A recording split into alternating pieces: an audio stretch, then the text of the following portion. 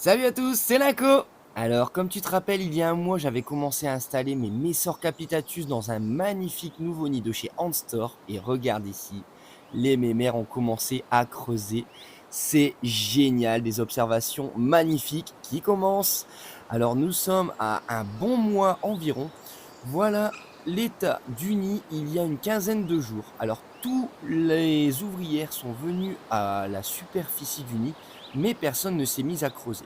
Alors j'ai décidé, après avoir demandé à quelques personnes, de leur expliquer le fonctionnement d'une fourmilière et qu'il fallait commencer forcément par creuser. Donc comme tu peux voir, j'ai planté un crayon, j'ai évité les fourmis bien sûr, j'ai rentré tout de suite les petites qui ont tenté les évasions et j'ai pu observer que pas mal de petites mémères ont commencé à mettre leurs petites mandibules et leurs antennes à l'intérieur, mais sans vraiment avoir compris qu'il fallait creuser pour pouvoir profiter de cette chambre énorme.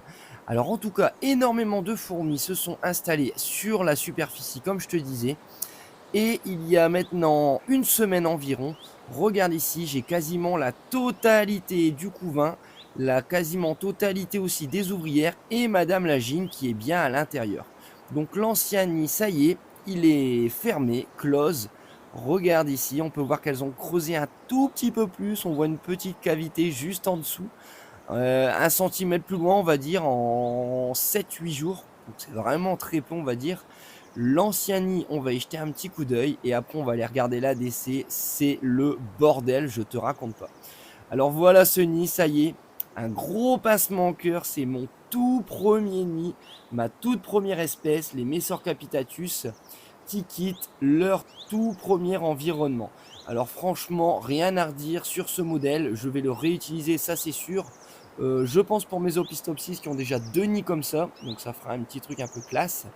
Mais là, ça y est, c'en est terminé pour les Messor. Elles vont rejoindre leur petit nid style terre, avec de quoi creuser au niveau de la verticalité. Alors l'ADC, voilà, c'est là où le bas blesse. Énormément de sable ont été mis au niveau de mes 2 abreuvoirs et comme tu peux voir, elles ont commencé à creuser des galeries à l'intérieur. Bref, c'est le bordel.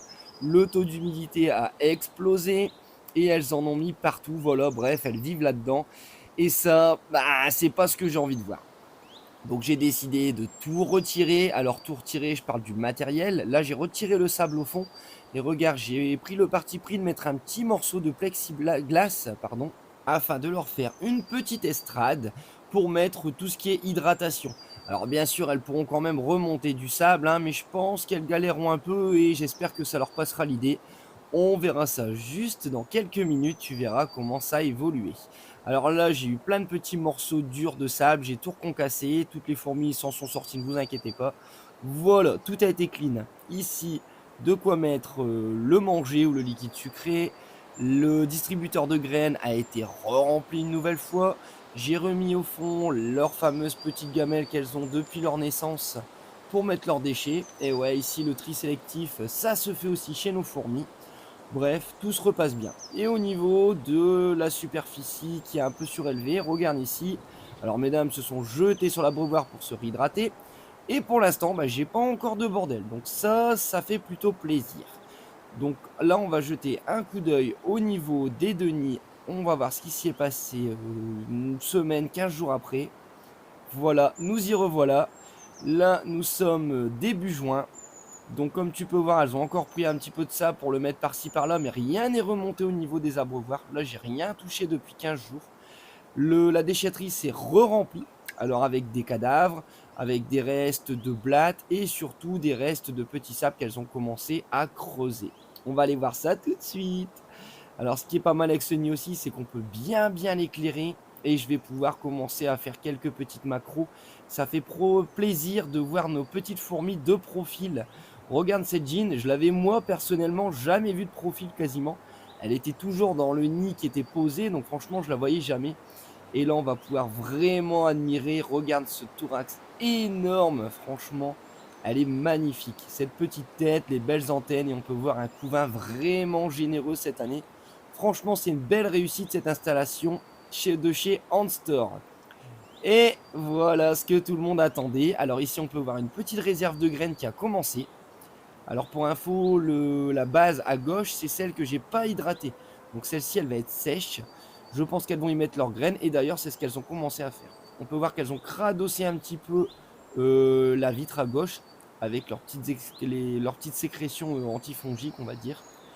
Et là, ça y est, voilà les amis, elles commencent à creuser. C'est vraiment super plaisant à observer. Alors c'est très très long, je te cache pas. Comme tu peux voir dans la cavité, elles sont quoi? Elles sont 5 ou 6 à faire des allers-retours. Franchement, il y a très peu d'ouvrières. Je pensais qu'elles allaient vraiment se rameuter, ramener des phéromones et ramener tout le monde, un peu comme pour la nourriture. Mais pour l'instant, elles y vont tranquillement.